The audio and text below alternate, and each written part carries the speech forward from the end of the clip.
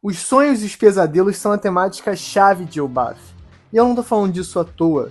Pensa comigo, quando a gente viu o painel do capítulo 1138, talvez tenha sido o maior impacto em centenas de capítulos na história de One Piece. Mas malandramente, o Oda meteu ali que aquilo, para Ridley, que é uma nativa de Elbaf, é apenas um mural inspirado no sonho de uma criança. O sonho de uma criança gigante que acabou desenhando aquilo. E isso pode parecer pouca coisa, ou pode parecer infantilizar a questão, mas na verdade, em One Piece, um sonho é algo muito mais sério e muito mais importante do que em qualquer outro mangá. Desde o primeiro capítulo e a maneira que Luffy interage com Shanks, o sonho de Luffy entrar na tripulação de um grande pirata, isso vem sendo espelhado entre gerações e entre vários arcos paralelos da história. Durante a saga de Skypiea, todo aquele arco ali em Jaya, o Mont Blanc Cricket, e também envolvendo o Bellamy, o Barba Negra e o Luffy, todo aquele momento que culmina no discurso "o sonho dos homens não tem fim", é justamente um conflito entre o sonho do Luffy em viajar até uma ilha do céu e a nova era de piratas como Bellamy, que não acreditava em nada disso, apenas na frieza e crueldade do poder. Em Elbaf, a gente tira esse contraste de cinismo que o Bellamy tinha e que em outros momentos da história você também encontra quando alguém quer confessar os próprios sonhos, e agora você entra no mundo dos pesadelos, em transformar os sonhos em, na verdade, prisões da sua própria mente. Porque se você parar para pensar, isso também é uma grande metáfora do que o governo mundial faz com o mundo de One Piece. As pessoas querem ver seus sonhos, mas no fundo elas estão presas nos próprios pesadelos. Em um mundo sem nenhuma mobilidade, porque você já nasce condenado ao seu próprio papel, que é abaixo do governo mundial. E representando isso da maneira mais literal possível, a gente tem o Killingham, que é um cavaleiro sagrado que representa um Kirin e usa justamente uma habilidade de comedor de sonhos, ou enfim, conseguir adormecer alguém e usar os seus pesadelos contra a própria pessoa.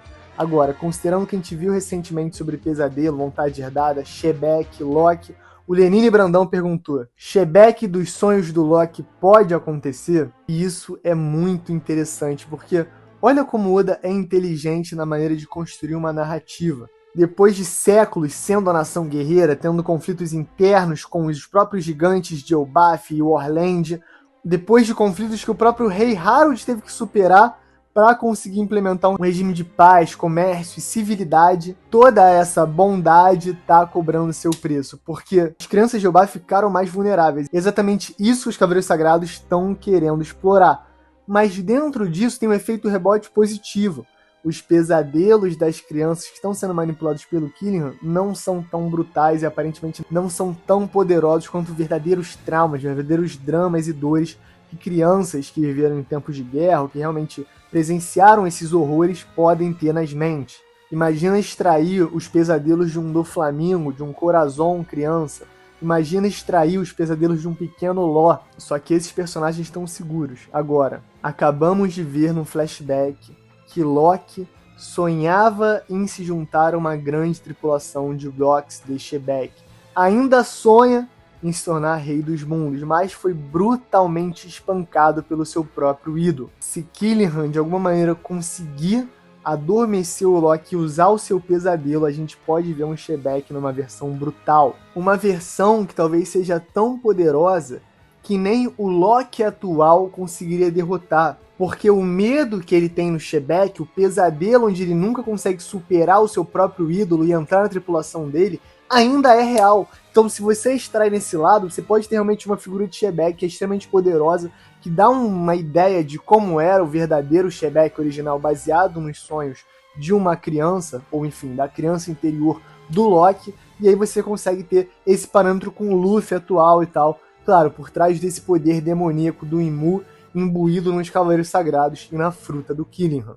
Então fala galera, Chapéu de Palha aqui, eu sou o Derek, Respostinhas de Palha, segue a gente lá no Instagram, se você é membro Supernova pra cima, dá uma mensagem que a gente bota você lá no Melhores Amigos, e fora isso, essas perguntas estão quentes, já gastei um bom tempo respondendo essa do Lenine que foi forte, e tem muito mais, então deixa o like, se inscreve, dá essa moral pra gente.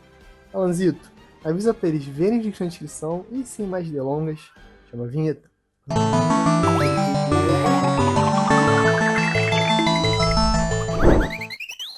Pararati Brum perguntou: Onigashima era uma parte de Elbaf?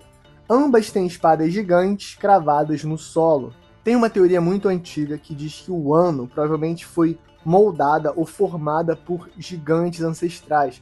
A gente remete à ideia do Ors porque ele era até então o exemplo máximo dessa raça antiga, mas a gente não imaginava que poderiam ter outros em um passado ainda mais distante. Por quê? Porque se você olhar para a geografia de Wano, você vai notar que são vários territórios, né? Como se fossem várias ilhas com diferentes climas que parecem ter sido ali juntadas de alguma maneira. Claro que isso pode ser a deriva continental, né? Uma coisa talvez mais natural de One Piece, mas, na verdade, do jeito que o planeta azul constitui hoje em dia, a gente entende que, pela fala do Vegapunk, é confirmado que teve um grande cataclisma depois do século perdido e que isso remoldou completamente essas ilhas. Tem também uma ideia de que os gigantes ancestrais, o Ors em específico, eram conhecidos como os puxadores de continente. Então, quem sabe eles realmente puxavam um continente. Aonde eu tô querendo chegar com isso tudo? Bom, se de fato um gigante ancestral antigo puxou uma parte de Elbaf com ele, ou simplesmente veio de Elbaf e quis transformar um novo lugar parecido com ele, ou quem sabe alguém matou esse gigante ancestral e usou ele para decorar o Wano. Cara, tudo isso é possível. É uma raça que certamente teve um efeito grande no passado de One Piece. A gente sabe que o passado vai até antes do século perdido. E quais sociedades existiam antes do século perdido com certeza absoluta? Wano, com certeza, Elbaf, com certeza. Tem uma relação ancestral entre esses dois países, ou reinos, ou organizações, é plenamente plausível e possível. Então, vamos ficar ligados nessa possibilidade. A gente lembra que essa teoria do gigante ancestral era bem forte, né, do puxador de continentes, para descrever como o Wano e, claro, Onigashima existiram naquele contexto do Novo Mundo. E, quem sabe, agora em Elbaf a gente não descobre toda a verdade. Ruguara pergunta, de onde vem o poder do Ragnir? Então, eu imagino duas possibilidades. A primeira possibilidade é que o poder do Ragnir é um poder ancestral, ou seja, um poder mais antigo do que o século perdido. Talvez alguma coisa de 5.000 anos no passado que a gente simplesmente não compreenda atualmente. Seja por questão de tecnologia ou por questão de história, misticismo, a gente não sabe a origem do poder. Na obra tem algumas evidências de que existiam poderes do passado. Em Alubarna, no clímax de Alabasta, onde a Robin acaba indo com o Rei Cobra, analisando ali o túmulo dos reis antigos de Alabasta, você nota ali uma espécie de ritual num painel que estava rolando que indica alguns poderes ancestrais. O próprio texto Harley, que a gente estudou agora em Elbaf, também indica isso. Sabendo que Mu derrotou o reino antigo, que era super avançado tecnologicamente, bom, se fizeram avançado tecnologicamente, ele deve ter derrotado de alguma maneira. Será que não foi um poder ancestral? Porque Imu parece ser um cara que controla um poder demoníaco bizarro atualmente na obra. E certamente não é só fruta isso. Poderes do abismo, regeneração, conseguir matar o Jay Garcia à distância, sugando as paradas, a maneira que ele reagiu ao haki do rei, do Joy Boy, tudo isso é muito bizarro e parece apontar para um poder ancestral. Por isso que eu acredito que talvez Ragnir, por ser de Elbaf, seja de 5.000 anos no passado e carrega esse poder do trovão, que deve ter alguma coisa a ver com as profecias dos textos Harley, só que o que a gente não sabe ainda. Outra possibilidade, essa eu vi o Mr. 27 comentar no ApexCast, que eu achei bem engraçado, bem maneiro, é que o Ragnir é uma chave para uma arma ancestral. De alguma maneira, o Loki vai ser alguém capaz de destravar essa possibilidade, assim como o Enel com a Maxine emulou lá em Skypiea. Não sei se eu tô falando exatamente certinho o que o Mr. 27 falou, mas eu achei interessante esse conceito de ser uma possível chave. A gente talvez entre nessa noia agora, que a gente vai realmente explorar esses poderes em One Piece. A guerra final tá chegando, não tem pra onde escapar. Rezin Santos perguntou: pensamentos sobre a teoria Shebeck é igual ao Dr. Hiruruki. Tô até aqui contemplando minha fruta do mercúrio pra saber se eu como e me taco no mar ou não. Dr. Hiruruki é igual ao Shebeck? Cara, eu acabei de ler essa teoria com calma agora. Eu tô impactado, tô tenso, tô nervoso. Vou explicar brevemente pra vocês. Basicamente, ela conecta o Dr. Hiruruki, que aparentemente operava há 38 anos no passado no West Blue, que falou pro Chopper que era uma pessoa do mal, que teve uma mudança, né, de caráter, de coração, e aí tem algumas semelhanças interessantes. Pra começar, as mais paias. Pô, o cabelo do Hiruruki tem um tamanho certinho do cabelo do Shebeck. Talvez seja um corte de cabelo diferente, dá pra ver na silhueta. O Hiruruki morreu com um sorriso no rosto. assim como os membros do clã dos D. E claro, acima de tudo, a conexão com o Barba Negra. A gente não sabe até hoje o motivo, mas a gente sabe que o Barba Negra de fato passou na ilha de Drum no início da sua jornada, depois de roubar a fruta do Tati. E aí é algum tempinho antes do Luffy passar lá, então comendo que um bando pirata e tal, a gente sabe que é o Barba Negra. Será que Barba Negra estava indo atrás do túmulo final de Rox de Shebeck? Porque ele é fascinado pelo Shebeck, ele é fanboy do Shebeck. O navio dele se chama Sábio do Shebeck. Ele quer ser rei do mundo, assim como o Loki falou e assim como certamente o Shebeck inventou. Ou será que é o Dr. Hiruruki? Pô, galera, na moral, comenta aí. Se vocês quiserem, eu trago essa teoria dando a vida, tá? Eu, o homem que sabe que o Shanks é vilão, daria minha vida pra falar que o Dr. Hiruruki é o Shebeck. Mas só se vocês estiverem preparados psicologicamente pra isso. Quanto isso, vou comer minha fruta no mercúrio aqui. Pedro Barros 59. One Piece por mais de 10 anos. Quais temas vocês gostariam de ver nas ilhas? Exemplo, futuro, Japão feudal, Velho Oeste. O Oda já brincou com tanta coisa diferente. Roma Antiga, Coliseu, máfia, Japão feudal, samurai, Yakuza, grandes navegações, idade medieval o tempo todo, vikings agora. É até difícil falar com o que ele não fez. Óbvio que Velho Oeste seria bacana, a gente teve um pouquinho em Whiskey Peak, mas a gente não teve um arco completo de Velho Oeste. Claramente é uma parada que o Oda ama.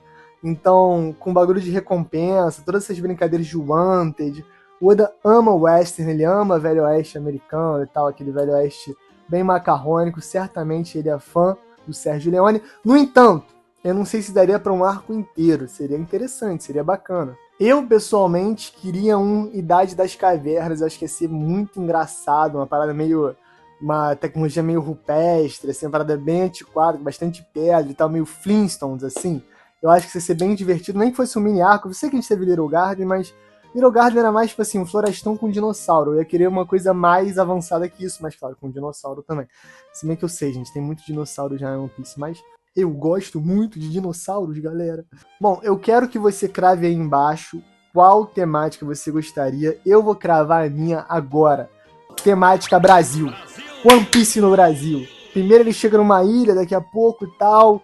rola um samba, aí já tem uma pelota, e daqui a pouco uma corrupçãozinha ali e tal, um suborno ali, aí o Luffy tem que resolver uma parada, mas não é bem assim, veja bem, rola uma malandragem e tal. Desguto Cronosfera que Oda está em Chique Chique Bahia. Eu quero acreditar. I want to believe, mas chegou a hora dele fazer o arco do Brasil. Geral sabe que o Oda tá ligadaço no Brasil. Chegou a hora de fazer a Ilha do Brasil. Tem que ter... já falaram que tem a Ilha de Samba, porque tem um presidente lá, tem um membro do Reverie, claramente, inspirado... Mano, isso é pouco, a gente quer mais, Ichiru. Galera, esse foi o Respostinhas de Palha. Mandaram muita pergunta maneira, eu botei um print lá porque o YouTube parabenizou a gente por 10 anos. Então, muita gente mandou perguntas relacionadas a isso, mas eu vou guardar para responder com o Lipe, com mais cuidado, com mais carinho, porque ele merece. Muita gente falou muita coisa maneira que eu quero compartilhar com ele também. Então, não deixe de deixar o like, se inscrever, comentar alguma coisa bacana aí embaixo. Checa os links, estamos indo pro Japão, muita coisa maneira acontecendo no canal, vários projetos, várias parcerias. Se você vê a gente fazendo uma parceria, não deixe de apoiar a gente, usar o nosso link, usar o nosso cupom, que é o que importa muito, faz maior diferença. E tamo junto, galera. One Piece é o bicho, um beijo, um queijo e valeu.